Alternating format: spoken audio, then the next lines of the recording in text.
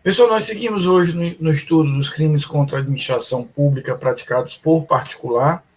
Nós conversamos na nossa última aula sobre os artigos 328 a 331. E hoje nós seguimos a partir do artigo 332, tá certo? Até o final dessa semana, eu divulgo na quinta-feira, eu vou divulgar com vocês a matéria da prova, tá certo? Na quinta-feira eu já informo para vocês a matéria da prova. Lembrando que quando eu falo em crimes contra a administração, para fins de prova, porque a matéria que nós vamos ver em sala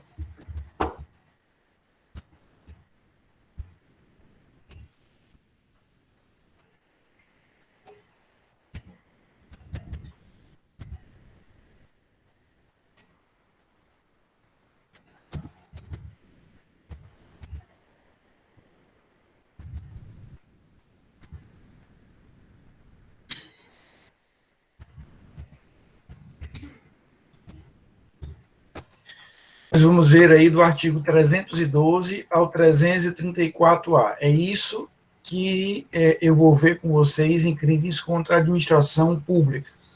A seguir, nós vamos começar uma outra unidade, que são os crimes contra a administração da justiça, tá certo?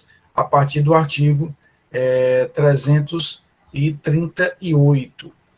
Um aviso, vocês vão encontrar no Código Penal, que foi inserido pela Lei 14.133 deste ano, de 2021, um capítulo dos crimes contra licitações. Isso não está incluído no nosso conteúdo programático, então eu não vou ver isso com vocês, tá certo? A gente vai ver até o 334, e daí nós vamos saltar para o 338, onde nós vamos ver os crimes contra a administração da justiça. E essa basicamente será a matéria da nossa prova, tá certo? Ou seja, crimes contra a administração pública, crimes contra a administração da justiça, a gente vai ter como matéria básica da prova. Então, a gente vai trabalhar com essa estrutura de matéria. Então, a gente vai ver até o artigo 334 e concluir aí os crimes contra a administração da justiça, desculpa, a administração pública, e a gente vai trabalhar com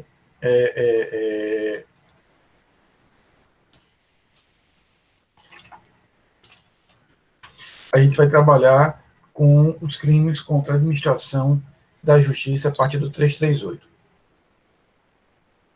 Mas fiquem tranquilos que todas as informações sobre a prova eu vou passar lá pelo nosso grupo de WhatsApp, por Torpedo e por aqui também. Na quinta-feira eu já fiz com vocês esse conteúdo, tá?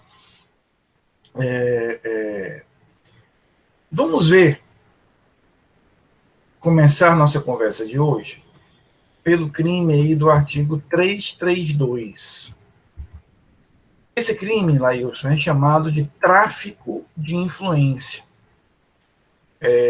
Parte da doutrina, inclusive, chama esse artigo de vender fumaça. Né? Ele trabalha com o conceito de vender fumaça. E diz o seguinte: solicitar, exigir, cobrar ou obter para si ou para outrem vantagem ou promessa de vantagem a pretexto de influir em ato praticado por funcionário público no exercício da sua função. Solicitar, exigir, cobrar ou obter para si ou para outrem vantagem ou promessa de vantagem a pretexto de influir em ato praticado por funcionário público no exercício da sua função. Então, veja, aqui eu estou solicitando, ou seja, eu estou requerendo, pedindo, eu estou exigindo, há um elemento aqui de coerção, Eu estou simplesmente cobrando, é como se o serviço, aspas, já tivesse sido feito, e eu estou obtendo, de alguma maneira, essa vantagem. Os outros elementos, eles já são muito conhecidos da gente. Para si ou para outrem, vantagem ou promessa de vantagem. Agora, eu queria destacar com vocês, Daniel, essa expressão aí, a pretexto de influir em ato praticado por funcionário público no exercício da função. A pretexto de influir em ato praticado por funcionário público no exercício da função. Então, a grande chave de compreensão do artigo 332 é de que ele vai indicar que nós estamos ali, Emília, a vender uma ideia, Daniel, de que eu tenho a capacidade de influenciar, de influir junto à administração pública. Nós temos ali a capacidade concreta de alguma maneira, fazer uma influenciar junto àquele determinado servidor público. Isso aqui é um elemento muito interessante, o tráfico de influência é um crime interessante, porque nem sempre, Lailson, primeira coisa que a gente precisa entender, até para que a gente possa diferenciar de outros crimes. Se eu, de fato, consigo e efetivo aquela influência, eu vou trabalhar com os crimes de corrupção. No caso, o próximo crime, que é o crime de corrupção ativa. Aqui eu estou solicitando essa vantagem, eu estou, de alguma maneira, solicitando essa vantagem, a pretexto de fazer uma influência que não necessariamente eu vou ter, Mariana, para que determinado funcionário público venha agir de tal ou qual forma. Então, esse crime se materializa quando aquele determinado agente, Lailson, ele diz o seguinte: olha, eu tenho como chegar lá no prefeito, eu tenho como chegar lá no juiz. Olha, esse promotor aí que está com o teu caso é meu conhecido. Se você me der uma vantagem, eu consigo interferir para que ele efetivamente te dê ali um parecer favorável. Olha, o secretário de obras do município, ele é meu irmão, praticamente, tão amigo que nós somos. Está aqui, eu tenho foto com ele e tal. Então, se você me pagar uma determinada vantagem, eu consigo influenciá-lo para que ele tome a decisão em tal ou qual direção. Então, aqui o crime se materializa, o crime aqui vai existir nesse cenário, no cenário em que eu estou vendendo uma espécie de aproximação, de influência, de contato com aquele determinado servidor público. Eu queria destacar deste crime, né, o parágrafo único, que eu considero ele muito interessante. Veja o que diz aí, Luísa, Lailson, Vitor, Rafa, o que diz o parágrafo único? A pena é aumentada da metade se o agente alega ou insinua que a vantagem é também destinada ao funcionário público. Então, a pena ela é aumentada de metade se o funcionário alega ou insinua que aquela determinada vantagem é também destinada ao funcionário público. Então, veja só, o crime existe, o crime se consuma no momento em que eu recebo aquela vantagem ou solicito aquela vantagem a pretexto, né, concretamente, de tentar influenciar, de tentar fazer com que determinado agente público venha agir de tal ou qual forma. No caput, eu estou deixando claro que esse valor vai ser pago para mim. Esse valor vai ser um valor que eu vou receber. Agora, veja o que nos diz aí o parágrafo único. O parágrafo único vai dizer o seguinte: imagina que o secretário de saúde daquele município é o Lailson. E eu chego para o empresário, Lailson, e digo o seguinte: olha, Lailson é meu amigo, a gente é chapa. Se você quiser, está tudo dominado lá, eu falo com ele e você vai ganhar todas as licitações do município. Claro que o Laílson não tem noção disso, ele sequer me conhece. Mas aí, para eu provar que conheço o Laílson, eu uso, Daniel, uma foto que eu tirei com ele na rua, que eu pedi ali um selfie, uma coisa assim. Mas aí eu vou além, Daniel. Eu digo, olha, inclusive, eu quero deixar claro que esse dinheiro aí que eu estou lhe pedindo não é para mim, não. Eu jamais lhe cobraria algo. Esse dinheiro é porque o Laílson lá é caro. Então, veja a gravidade, né? A gravidade desse parágrafo único. Eu estou vendendo um funcionário público sem sequer que o funcionário público efetivamente saiba que está sendo vendido.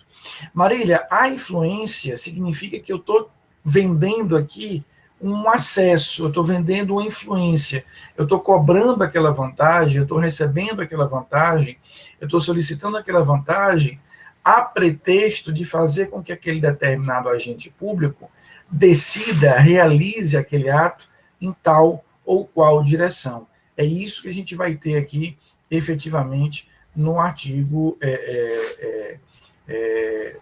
332, ou seja, eu estou vendendo a ideia de que eu sou capaz de, junto ao poder público, junto àquele determinado funcionário, fazer, influenciar, tomar ações no sentido de que ele, por exemplo, autorize uma determinada obra que vai ser contratada com a tua empresa, ou que libere uma determinada vantagem para a tua empresa, algo do gênero. Então, é como se eu estivesse cobrando aqui um acesso facilitado ao poder público para que o poder público agisse em teu agrado, em teu benefício. E aí, repito, o parágrafo único ele é muito emblemático porque ele vai caracterizar uma conduta em que eu estou vendendo aquele determinado funcionário público sem que ele saiba, Daniel. Veja só, eu estou dizendo que eu tenho acesso àquele secretário, quando na verdade eu não tenho, porque se de fato eu tenho, Laílson, e se de fato aquele funcionário realiza o que eu estou pedindo, a gente vai falar de corrupção. A gente vai falar do crime de corrupção do 333. Tá? Então aqui eu estou vendendo o serviço que eu vendo, o serviço que eu negocio a ponto de receber uma determinada vantagem, é de facilitar, de intermediar efetivamente aquela atividade. Pode perguntar, Guilherme. Não, professor, o senhor respondeu. É justamente nessa questão de ele responder por corrupção, caso ele participe.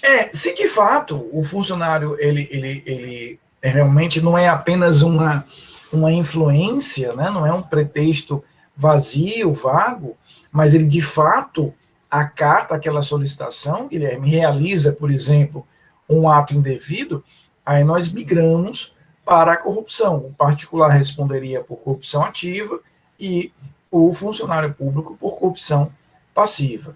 Então, no 332, o que nós vamos ter é exatamente essa figura aí do efetivo e concreto ato de influência, de influenciar, de vender uma certa facilidade, de vender um certo acesso à administração pública. E eu insisto, para que a gente possa concluir, eu insisto aí o artigo 332, em que, no parágrafo único do artigo 332, porque ele é muito nocivo, já que eu estou dizendo que eu tenho acesso àquele funcionário, quando muitas vezes isso é uma completa mentira, e além disso, eu estou dizendo, Laílson, expressamente, Gabriel, que aquele funcionário receberá uma vantagem. Então, veja a crueldade desse parágrafo único, Daniel, em que o funcionário público sequer sabe que está sendo, aspas, vendido, ele não tem ideia de que está sendo ali negociada aquela influência que é junto a ele, e além do mais, eu vou precificar aquele funcionário. Eu vou dizer que aquele funcionário tem um preço X. Então, veja, no parágrafo único, e eu queria destacar isso, veja, o agente está alegando, então ele está afirmando, Clara, ou está apenas insinuando que a vantagem será paga àquele determinado funcionário. Repito, é aquela figura, olha, eu tenho acesso lá ao secretário, o secretário vai efetivamente resolver a sua vida. Então, dentro desse contexto, a gente vai dizer, olha, mas o cara lá é caro, você precisa pagar aí uma grana, não é para mim, você sabe que nem tudo isso fica comigo, tem outras pessoas aí participando, é dentro desse cenário que a gente vai ter o crime. Agora, o crime do 333, aí não é uma mera influência, não é uma mera perspectiva, não é vender uma ideia de que eu tenho acesso. O 333 já é um ato concreto, dirigido especificamente ao funcionário. E na aula de hoje, a gente vai começar a fechar algumas ideias. Eu pretendo chegar na aula de hoje até o artigo 334A, e com isso encerrarmos os crimes contra a administração pública hoje. Aqui a gente já começa a fechar, Rafa, algumas ideias. Emília, você deve se lembrar que nós estudamos, algumas aulas anteriores, o artigo 317, de corrupção passiva, aquele crime do funcionário público, aquele crime em que ele vai receber uma vantagem, ele vai solicitar uma vantagem e ele vai, de alguma maneira, aceitar a promessa de uma vantagem. Então, nós temos aqui essa combinação, né? Então, eu tenho o artigo 317, solicitar ou receber para si ou para outra, direto ou indiretamente, ainda que fora da função ou antes de assumi-la, mas em razão dela vantagem indevida, ou aceitar promessa de tal vantagem. E temos o artigo 333, temos aí o artigo 333, que fala em oferecer ou prometer vantagem a funcionário público para determiná-lo a praticar, omitir ou retardar ato de ofício. Então, eu quero entender com vocês o artigo 333 e quero fazer aqui uma conexão, um casamento com o 317.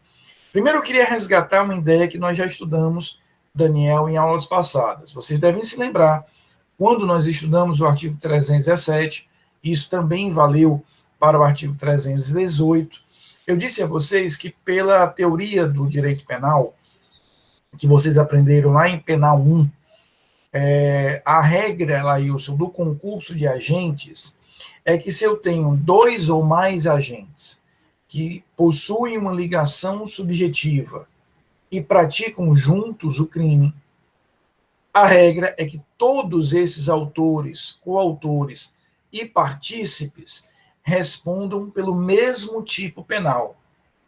Então, se nós temos vários agentes que se reúnem para roubar uma lotérica, ou para furtar um banco, ou para matar alguém, eles vão responder, em regra, pelo mesmo tipo penal. Porém, nós vimos, Tiago, que há exceções. Há situações onde há o concurso, reconhece-se o concurso, mas eles respondem por tipos penais diferentes. Vocês aprenderam isso no semestre passado, lá no exemplo que eu já tinha trabalhado com vocês, que é dos artigos 124 e 126, ou seja, praticar aborto em si mesma ou permitir que outro lhe provoque, é a gestante que autoriza que um terceiro nela realize o aborto, e o 126, que é o crime do terceiro que elabora, que realiza esse aborto. Nós temos aí essa combinação de crimes, essa conexão de crimes efetivamente. Então, a gente vai trabalhar com esses conceitos. Aqui, mais uma vez, temos um exemplo disso. O 317 é um crime próprio, é um crime do funcionário público, que solicita, recebe ou aceita vantagem. O 333, nosso objeto de estudo hoje, é o crime do particular. Oferece ou promete vantagem. Esses crimes, eu já tinha dito a vocês que, do ponto de vista do direito penal, não necessariamente um depende do outro. nós já tínhamos visto, Luísa, que um não depende necessariamente do outro. Ou seja, imagine no 317 que eu vou, Paulo, solicitar aquela vantagem, mas o particular não me entrega a vantagem. Então, se eu solicito e o particular não me entrega, a minha conduta ela é atípica, ela é completamente atípica. A conduta, obviamente, do particular. O funcionário, pela mera solicitação, simplesmente por ter solicitado e pedido, ele já vai praticar o crime. Então, veja que no 333 nós temos 2 verbos, enquanto que no 317 nós temos 3. Então, lá no 317, eu tenho solicitar, receber ou aceitar promessa. No 333, nós temos 2: oferecer ou prometer. Vamos entender isso. Primeiro, o solicitar, veja que ele não tem uma correspondência no 333.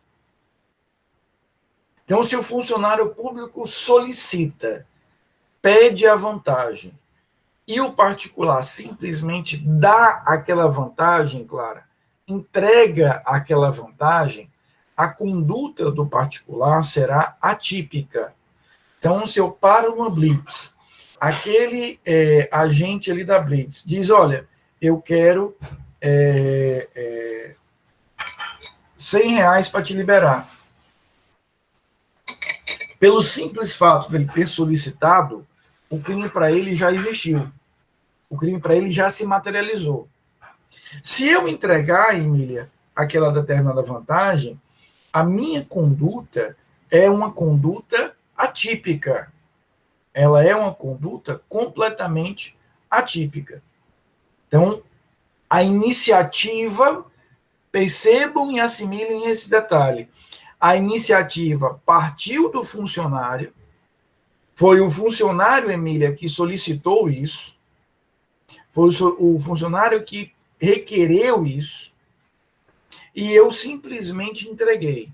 O funcionário pratica o crime do 317 e eu não pratico o crime.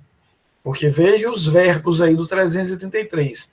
Oferecer, ou seja, a iniciativa partiu do particular, ou prometer, a iniciativa partiu do particular. Então, se a iniciativa partiu do funcionário, a conduta e o particular simplesmente entregou aquilo que foi solicitado, a conduta do funcionário, ela é criminosa, mas a conduta do particular não é. Agora, vamos para o outro lado. Os verbos aí do 333 são oferecer e prometer. Ou seja, está partindo da própria iniciativa do particular. Então, eu parei naquela blitz e eu digo para aquele agente de trânsito, cara, olha, meu carro está zebrado, eu não paguei aqui o licenciamento, e aí, se eu entregar R$200, você me libera? E aí o cara diz, olha, se você me entregar, eu vou lhe liberar. Então, vamos aqui, Marília, fazer a compreensão destes verbos, primeiro, entendendo que um crime pode acontecer sem o outro, Marília. A primeira coisa é isso. E tentar entender as condutas de cada um dos agentes. O artigo 317, como você está vendo aí, possui 3 verbos: solicitar, receber ou aceitar promessa. Solicitar significa dizer que eu, funcionário público, estou tomando a iniciativa de solicitar aquela vantagem. Eu estou pedindo aquela vantagem, eu estou solicitando aquela vantagem. A iniciativa está partindo do funcionário público. Se ele solicita, Marília, ele pede, portanto, a iniciativa partiu dele, e o particular apenas e tão somente reage a essa determinada solicitação, reage a esse determinado pedido, o que nós vamos ter aqui simplesmente é o funcionário praticando o crime do 317 e o particular não praticando o crime. Então, se o funcionário solicita, ele já praticou o crime, independente de qualquer coisa. Então, se o funcionário solicitar, independentemente dele de fato receber ou não, ele já praticou o crime, pela mera solicitação. A iniciativa está partindo dele. Agora, se o particular resolve entregar, dar aquela determinada vantagem, o particular não praticará crime. E por que não pratica crime? Porque o verbo dar não está no artigo 333. Veja que no artigo 333 ele trabalha com dois verbos, oferecer e solicitar. Ou seja, em ambos, a ideia de que a iniciativa veio efetivamente do agente particular. Foi o particular que ofereceu, foi o particular que prometeu. Então, a primeira situação é essa. O funcionário público solicitou, portanto, a iniciativa partiu dele. Né? E aí, nesse cenário, basta a solicitação para que ele pratique crime. Independentemente do particular acatar a essa solicitação, ele já praticou o crime. Agora, se o particular, de fato, entregar, o particular não pratica crime. E aí o Rafael pergunta o seguinte, professor, então pode-se dizer que o 317 começa com o funcionário e o 333 com o particular? Nessa hipótese específica, sim, Rafa. Nessa hipótese específica, sim. A hipótese do solicitar. Porque nas outras duas hipóteses do 317, veja, ele fala em receber e aceitar promessa. Aí a iniciativa partiu do particular. É por isso que eu estou indo verbo por verbo.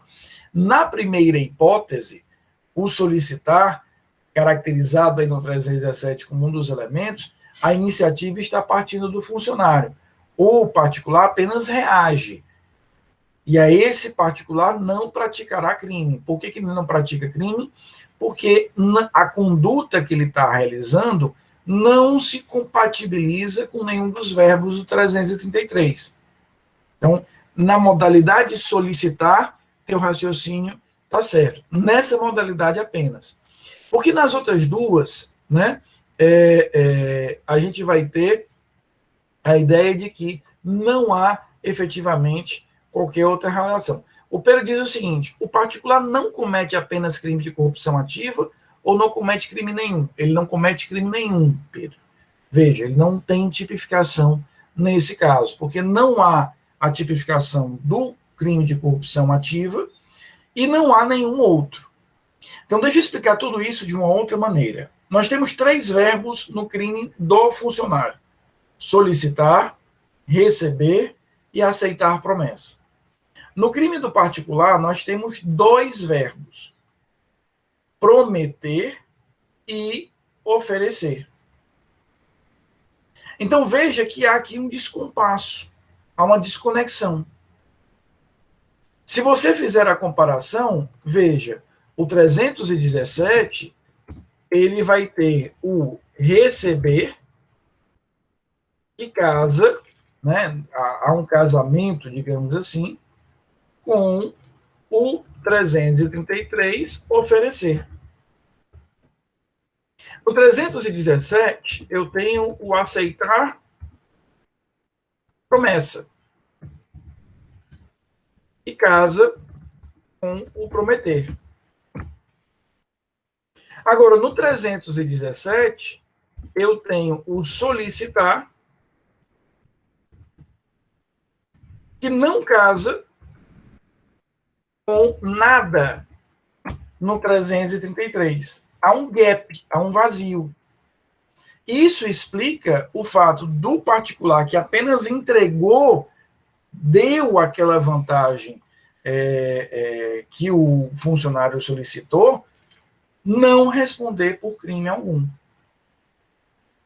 Marília diz o seguinte, no artigo 333, não importa se o funcionário cede ou não, visto que só o fato do particular oferecer ou prometer já tipifica o crime. Correto. É por isso, Marília, que a gente não vai nunca dizer que um depende necessariamente do outro. podem acontecer os dois crimes, mas não necessariamente. Se o particular oferece, se o particular promete e o funcionário não aceita nada disso, o particular responde pelo 333 e, por óbvio, o funcionário não praticou nenhum crime. Se o funcionário solicita e o particular não acata aquela solicitação, não entrega, não dá aquilo que ele solicitou, o funcionário praticou o crime do 317 e o particular nada praticou. E pode acontecer também dos dois crimes serem realizados, ou seja, eu prometo ao funcionário e o funcionário aceita aquela promessa. Nesse caso, o particular responde pelo 333, o funcionário pelo 317. Então, é aquilo que eu falei para vocês em aulas anteriores, quando nós estudamos aí o artigo 317. Eu disse, olha, existe uma fala que é muito comum no senso comum, de que não há corrupto sem corruptor. Isso é interessante, do ponto de vista social, isso tem uma certa utilidade. Por quê? Porque cria no tecido social um certo vínculo, para dizer que eu tenho responsabilidade sobre a corrupção do Estado. Mas do ponto de vista penal, isso não é verdade. Eu posso ter o funcionário praticando o 317 e o particular não praticando o 333, eu posso ter o particular praticando o 333 e o funcionário não praticando o 317. São crimes independentes entre si. Repito, o funcionário pode solicitar e o particular não acatar, ou mesmo que acate, ele não praticará crime. O particular, ele pode oferecer ou prometer e o funcionário não aceitar. E pode acontecer a terceira situação, aí sim, o funcionário recebeu aquilo que foi oferecido pelo particular. O particular prometeu e ele aceitou a promessa, tá? Eu pergunto, essa conexão entre o 317 e o 333 está clara? Posso avançar? Ou seja, são crimes independentes que podem ocorrer no mesmo caso, podem existir no mesmo caso. E lembrando que no 333 nós temos, Gabriela, 3 verbos, e no 317 nós temos 3 verbos, e no 317, no 317 nós temos 3 verbos, e no 333 nós temos 2 verbos. Só para arrematar essa explicação, veja que em 2002, Pedro, 2002, o Código Penal criou um crime parecido com o que nós estamos vendo. Nós estamos estudando agora o crime de corrupção ativa.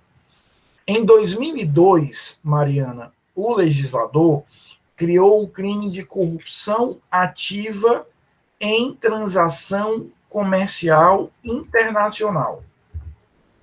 E olha como é que ele definiu esse crime. Esse crime está no 337B. Preste atenção, Rafa. Prometer, igual lá o 333. Oferecer, igual lá o 333. Só que aqui ele acrescentou um terceiro verbo, dar. O dar casaria com a solicitação do funcionário. Então, veja, no 333, nós temos só 2 verbos e ficou o vazio, o vácuo, a lacuna em relação àquela solicitação do funcionário. Então, se o funcionário solicita e eu apenas entrego, dou aquilo ali, a minha conduta ela é atípica. O legislador não quis tipificar isso aqui. Tanto não quis que quando ele foi criar um novo crime, lá no artigo 337B, aí ele soube usar o verbo dar. Então, esse crime, dentro desse componente aí da transação comercial internacional, neste caso, ele teria efetivamente um terceiro verbo, que seria o dar. Tá? Então, pergunto, sobre o 333 e o 332, tudo ok? Podemos avançar? Nós vamos concluir agora os crimes contra a administração. Eu só vou ver com vocês até o 334A, tá certo? Os outros eu não vou conversar com vocês. Mariana, o 337B, eu estou usando aqui só como um exemplo, porque ele é específico das transações internacionais.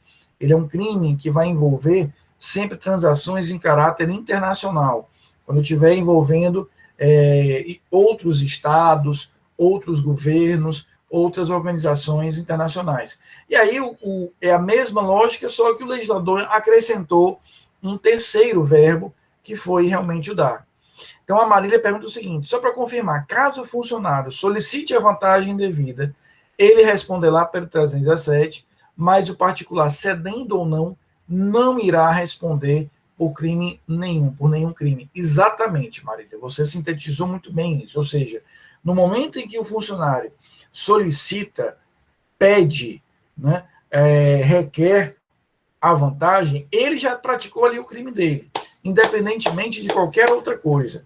Independentemente se ele vai receber, se ele não vai receber, o crime para ele já está consumado. Tá? E caso o particular ceda àquela solicitação, ele não irá efetivamente responder por mais nenhum desses casos. Marília, pode perguntar. Não, era só para dizer aqui que eu coloquei no chat as observações que você fez ao longo da explicação, para quem, enfim, não te entendeu. Agradeço muito, tão corretas. Eu te agradeço muito, Marília. Muito obrigado, viu? Vamos ver agora, para encerrarmos os crimes contra a administração pública, os artigos 334 e 334A. São os crimes de contrabando e descaminho. Nós já conversamos sobre esses artigos, eu já dei uma explicação para vocês sobre esses artigos quando nós estudamos o crime do 318. Lembra do crime do 318, que foi o crime de facilitação de contrabando ou descaminho. Então, nós estudamos lá o crime de facilitação de contrabando ou descaminho. Nós vamos ver hoje o que é, afinal de contas, descaminho e o que é contrabando. A gente vai estudar hoje, em detalhes, o que é isso. Vejam aqui o que nos diz o 334. Descaminho. Iludir, no todo ou em parte, o pagamento de direito ou imposto devido pela entrada, pela saída ou pelo consumo de mercadoria. Então, nós temos no 334 o crime do 334 é quando eu importo ou eu exporto do Brasil, Daniel, Laílson e todos os outros, uma mercadoria que eu posso importar, que eu posso exportar, ou seja, Gabriel, eu posso trazer para o Brasil, eu posso exportar do Brasil, Sara, mas para fazer isso eu preciso pagar uma carga tributária, e eu não pago essa carga tributária. Então, no crime de descaminho, eu posso perfeitamente, Marília, trazer aquele equipamento para o Brasil, trazer um celular, trazer um computador, trazer uma máquina, e eu posso também exportar. Mas essa transação internacional, quer de entrada no território nacional, quer de saída do território nacional, é uma transação que envolve o pagamento de tributos. E eu não pago esse respectivo tributo. Eu não vou partir de um pagamento idôneo, correto em relação a isso. Então, veja, no descaminho, não existe aqui nenhuma ideia, como a gente vai ver daqui a pouco, no crime de contrabando de mercadoria proibida. Eu posso entrar, mas para trazer isso, para incorporar isso ao meu patrimônio, trazendo de fora, eu teria que pagar uma carga tributária. E eu não faço. Eu não pago. Esse é o crime de descaminho. Então, o crime de descaminho se caracteriza quando o agente incorpora, importando ou exportando uma determinada mercadoria, um bem que não há nenhuma proibição, Vitor, não há, Pedro, nenhum tipo de restrição a essa negociação, a esse comércio, eu só não pago efetivamente aquele tributo. Então, você viajou ao exterior, comprou um computador, quando você chegou no Brasil, a Receita Federal, ela estipula alguns valores. Você tem alguns valores que você pode ingressar com mercadorias. Esses valores são de $500. Até $500 você não paga nenhum tributo. Acima disso, você vai pagar a diferença daquele valor. Então, imagina que a Sara viajou aos Estados Unidos e comprou um computador de $5.000. Ela pode trazer esse computador ao Brasil, ela pode entrar no Brasil importando essa máquina, mas ela, ao chegar no Brasil, ela vai precisar declarar e vai precisar pagar o tributo correspondente. Ela teria a isenção lá dos $500, mas depois ela vai ter que pagar a diferença em relação a isso. Caso não faça, eu estou no crime de descaminho. O parágrafo 1º, ele traz algumas figuras assemelhadas. Então, ele vai trazer aí no parágrafo 1º algumas situações, algumas figuras que são assemelhadas. O que é isso? São situações em que eu tenho algumas práticas parecidas que respondem pelo mesmo crime. Veja o que diz aí o parágrafo 1º. Já te ouço, Pedro. Deixa eu só fechar aqui o parágrafo 1º. Incorre na mesma pena quem? 1. Pratica navegação de cabotagem fora dos casos permitidos em lei. A navegação de cabotagem, pessoal, é a navegação que eu faço entre portos brasileiros. Eu posso fazer, mas eu preciso de uma permissão, de uma autorização do Estado para que eu efetivamente faça isso. Então, a gente vai trazer que vocês entendam que eu posso fazer essa comercialização, desde que efetivamente a gente vai ter essa permissão. Caso eu atue sem isso, aí eu vou ter efetivamente que responder pelo crime. Mesma coisa quando eu vendo a mercadoria que não pode, que não foi pago o tributo, adquire essa mercadoria. A Ana diz o seguinte: professor, e quando a gente pede algo pela internet acaba sendo taxado? Se deixar de pagar com o figuro 334, igualzinho, Ana, é o mesmo crime. Ou seja, não interessa se você mesmo está trazendo aquela determinada coisa ou se você comprou nesses sites internacionais, eBay, AliExpress e tantos outros. Tá? É a mesma lógica, ou seja, você está trazendo, tanto é que você já deve ter, isso já aconteceu comigo, deve ter acontecido com você, Ana, e com outros vários, né? Você compra num site desse, quando o dólar permitia, né, há 1000 anos atrás, quando o dólar deixava, né, a gente comprava lá no eBay, no AliExpress, e às vezes você recebia uma mensagenzinha dos Correios, olha, para ser entregue, você precisa... Aí você pagava aquela taxazinha que correspondia ali ao imposto. E ali realmente você tinha a implementação do pagamento do imposto e, consequentemente, liberava a mercadoria para recebimento. Pedro, pode perguntar, querido. Oi, professor, bom dia. Bom dia. Professor, aqui, mas como é que funciona na prática? Porque é a pena de reclusão, mas assim, eu nunca vi ninguém sendo preso por isso, por ter, no seu exemplo, né, um computador de 5.000, ele geralmente só fica apreendido ou o imposto é pago. E outra dúvida quanto ao artigo anterior, não sei se o senhor comentou sobre o parágrafo único, mas ele fala que se o funcionário público deixa de praticar algum ato, alguma coisa assim, a pena é aumentada. Então, a pena do particular seria aumentada caso o funcionário público... Exato. Ou seja, caso ele vou começar pela segunda pergunta, Pedro. Caso ele, de fato, consiga o objetivo dele, que era que o funcionário público não fizesse o que ele tem que fazer. Né? É o mesmo aumento de pena, anota aí, Pedro, para tu dar uma conferida depois, que você vai encontrar no artigo 317, parágrafo 1º. Ou seja, se você é um funcionário público, eu te ofereço uma vantagem, você recebe essa vantagem, eu pratiquei o 333, você praticou o 317. Se você, de fato, deixa de fazer aquilo que você deveria, eu tenho essa carga de aumento de pena do parágrafo único do 333, e você vai ter também um aumento de pena lá do 317. Né? Então, é a mesma lógica que você vai ter de um lado e de outro. Tá? E a sua pergunta, Pedro, crime né? Não há dúvida de que se eu entrar e importar sem pagar o tributo, é crime. O que acontece é que é possível, pela jurisprudência, aplicar o princípio da insignificância. Né? Então, tem-se entendido, por exemplo, que se eu tenho até 20 mil reais de dívida, aquilo ali é uma dívida tributária, mas eu poderia aplicar a insignificância. Existe uma certa atuação da polícia e da justiça criminal para responsabilizar só quando eu tenho uma atividade mais pesada de importação, sabe, Pedro? Quase com aquela carga comercial.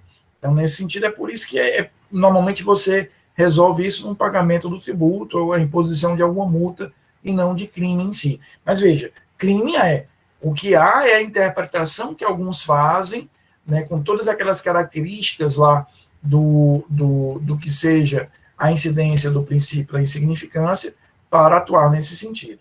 Tá? E a Maria pergunta o seguinte, professor, pode repetir o que é navegação de cabotagem?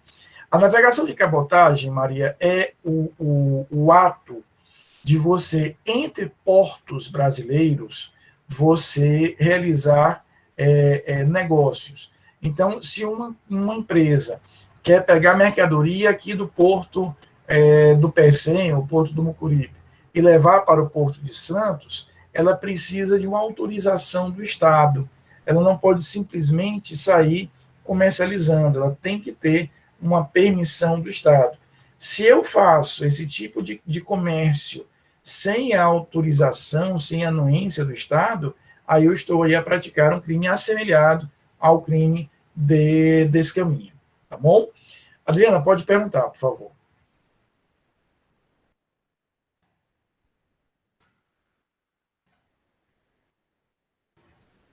Adriana? Desculpa, professor, falando aqui, só baixei a mão e você não estava ouvindo. Sim, então, quando o senhor falou aí da compra de mercadorias, que às vezes a gente recebia o avisinho do correio, aconteceu comigo. Às vezes eu comprei uma coisa até mais cara e não veio nenhum tipo de aviso para me pagar. E outras vezes veio. Então, assim, quando não vem, é porque não é... porque vai depender da mercadoria em si, porque há determinadas mercadorias que têm algumas regras especiais de isenção. E aí pode ser que, naquele caso, aquela mercadoria especificamente teria recebido algum tipo de isenção, de margem de isenção, daí porque você não teria recebido. Né?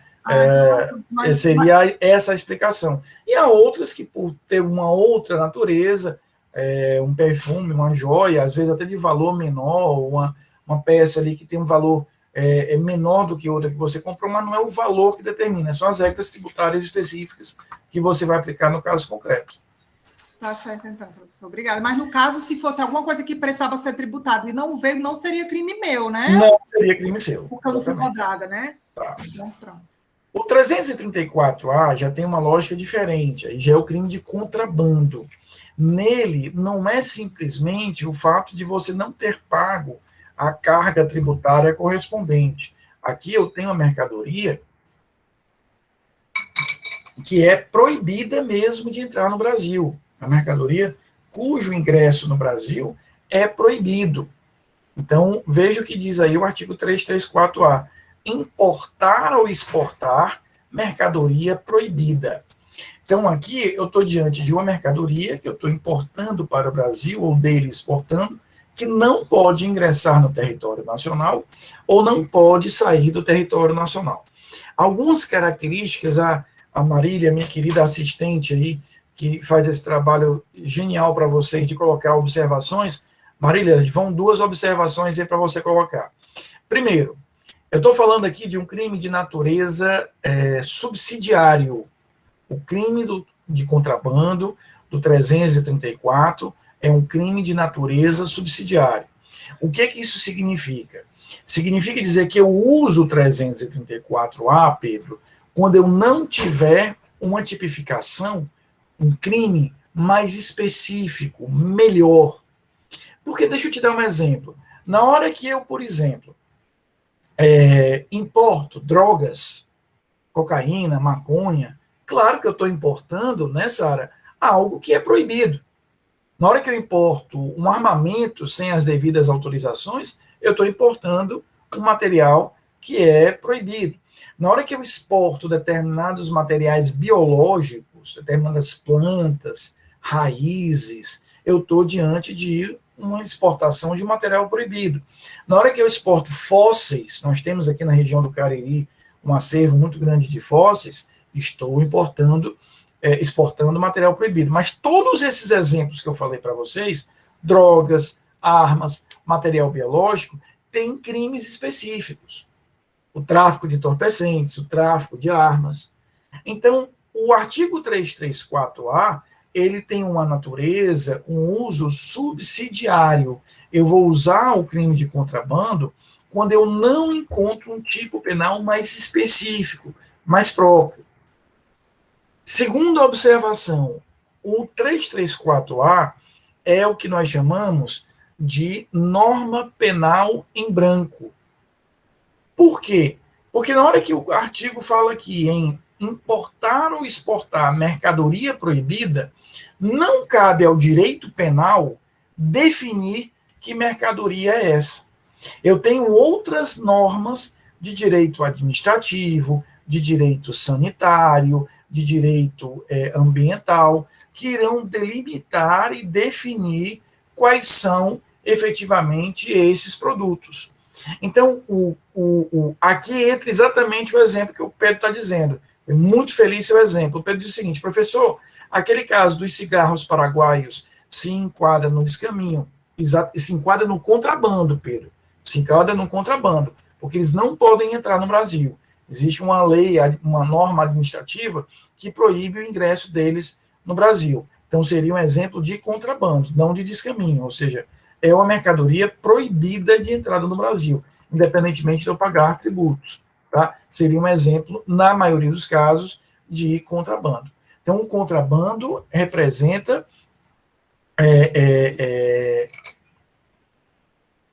a entrada ou a exportação de algo que não pode entrar. Exatamente, Mariana. Essa é a diferença entre descaminho e contrabando. No descaminho, eu posso trazer aquela mercadoria ou posso exportar desde que eu pague o tributo, e eu não pago. No contrabando, a entrada daquela mercadoria no Brasil ou a saída daquela mercadoria no Brasil é proibida. Eu não posso trazer, eu não posso exportar, independentemente do pagamento do tributo. Não há como você importar. Então, aqui, eu estou quebrando esta regra de proibição. Daí porque você vai observar que o crime de contrabando, a pena máxima é de 5 anos, enquanto o crime de descaminho, ele tem uma pena de 1 a 4 anos, enquanto o contrabando tem uma pena de 2 a 5. Né? Maria, a conexão, ela tem uma característica própria. Na conexão, formalmente você não ingressou no território nacional. Tanto é que você não faz nenhum controle de imigração. Você não passa ali pela alfândega, né? Você fica numa área do aeroporto, que é uma área internacional. Então, se você chegou no aeroporto de São Paulo, vindo de Paris, apenas para pegar um outro voo para Buenos Aires, você formalmente não ingressou no território nacional. Você não fez, por exemplo, o acesso que a alfândega te daria. Então, nesse caso, não haveria crime, porque formalmente você não está ingressando no território nacional. Tá? Então, a chave de compreensão é essa. Primeiro, no contrabando, estou falando de mercadoria cuja entrada ou saída é proibida. Segundo, é um crime de natureza subsidiária. E terceiro, é uma norma penal em branco. O parágrafo 1º, a exemplo do que nós já tínhamos visto no parágrafo 1º do 334, ele traz algumas figuras assemelhadas, né? Ele traz algumas figuras assemelhadas ao crime de contrabando. Ele vai trazer aqui algumas figuras que são figuras assemelhadas. Então, ele vai falar em pratica, importa, incorre nas mesmas penas quem pratica fato assemelhado, importa clandestinamente. Eu queria destacar esse inciso terceiro. Esse inciso terceiro é muito interessante. Veja o que diz aí o inciso terceiro do parágrafo 1º. É crime de contrabando, Pedro, quando eu reinseri, Vitor, no território nacional, reinserir no território nacional mercadoria brasileira destinada à exportação. O que é isso? Existem algumas mercadorias que são fabricadas, elas são fabricadas já com o elemento concreto, que é a certeza de que ela será exportada. E para isso, Mariana, ela já tem uma regra tributária diferente. Então, há determinados carros, por exemplo, motos e outros equipamentos, Pedro, que quando são fabricados no Brasil, eles já são fabricados não para serem comercializados no Brasil, mas para serem exportados, necessariamente para serem exportados. Isso faz com que ele tenha um regime tributário diferente. Então, se eu exporto essa determinada mercadoria e depois veja o verbo aí que ele usa no inciso terceiro, eu reinsiro, eu trago de volta, eu estou quebrando a lógica que havia aqui. Eu estou dizendo o seguinte, olha, aquela mercadoria que foi preparada, foi pensada efetivamente para que ela venha a ser exportada, ao trazer de volta, eu estou quebrando a lógica dele. Então, veja, esse parágrafo primeiro é muito interessante para que a gente possa compreender que, claro, a regra geral do crime de contrabando é essa que vocês encontram aí no artigo 334-A. Importar ou exportar mercadoria proibida. Mas no parágrafo primeiro nós temos essas figuras assemelhadas que vão, de alguma maneira, trazer aí outras figuras típicas. Com isso, eu vou fazer aqui a chamada rapidinho, enquanto vocês apresentam as dúvidas, e nós estamos terminando o que interessava para nós dos crimes contra a administração pública. Na próxima aula, nós vamos começar os crimes contra a administração da justiça, a partir lá do artigo 338. E na quinta-feira, eu vou definir com vocês também a matéria da prova. Tá? Professor, só um minutinho que eu vou fazer a chamada. Pois não, Adriana, pode falar. Professor, assim, o senhor falou eu não sei se enquadra, mas, por exemplo, esses animais silvestres, esse negócio não é mercadoria, né? Ou é? Não, há crime específico na lei ambiental. Aí há na lei de crimes ambientais, você vai ter aí tipos penais específicos. E aí eu já respondo a pergunta da Marília. A segunda observação é de que, a primeira é de que é uma norma, a primeira é de que ele é um crime de uso subsidiário, e que exatamente isso, ou seja, eu vou usar quando não existir um tipo penal mais adequado, mais específico, mais calibrado para isso, que é um exemplo da tua pergunta, ou seja, a lei dos crimes ambientais, ela define aí situações específicas, não apenas de animais, mas de plantas, material genético, animal e vegetal como sempre. E a segunda observação, Marília, mas, de assim, que... a gente pode se referir como contrabando de aves? Não. Né?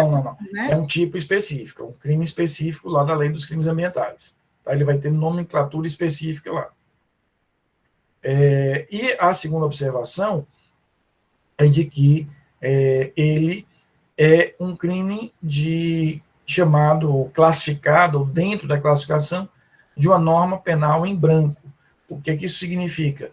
Que eu preciso sempre de uma norma complementar para que possa definir qual é efetivamente a conduta aqui. Porque quando ele fala em mercadoria proibida, tudo bem, mas qual mercadoria? Né? Então eu tenho aí outras normas. Quando eu falo de outras normas, são leis, são decretos, são resoluções, que vão dizer, olha, você não pode trazer nenhum tipo de situação.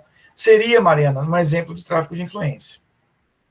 O que mais? Quais são as dúvidas? Já estou finalizando aqui a chamada. Pessoal, então com isso nós encerramos os crimes contra a administração pública, tanto praticados por funcionário quanto praticados por particular. A gente começou esse estudo no nosso segundo dia de aula, e a partir de quinta-feira nós vamos começar os crimes contra a administração da justiça. Tá? São outros crimes. Pode perguntar, Pedro, por favor. Professor, é que eu também tenho curiosidade nessa dúvida da Mariana, e o meu acabou travando aqui. O senhor poderia repetir essa questão da carteirada? A princípio, a carteirada, quando eu digo ali que eu tenho influência, que eu conheço fulano, né, e que eu vou interferir ali no fulano, pode ser caracterizada como um crime de tráfico de influência. Entra um pouco, Pedro, numa lógica muito parecida com aquela lógica que nós já tivemos na tua pergunta, que era sobre por que isso na prática não resulta tanto em crime. Porque muitas vezes é uma prática que não vai ter grandes repercussões, mas a rigor seria sim crime dentro desse contexto. Dúvidas mais? Queridos, uma ótima semana, uma ótima terça-feira para vocês, fiquem bem, e repito, a gente se encontra na próxima quinta-feira para estudarmos aí de uma nova unidade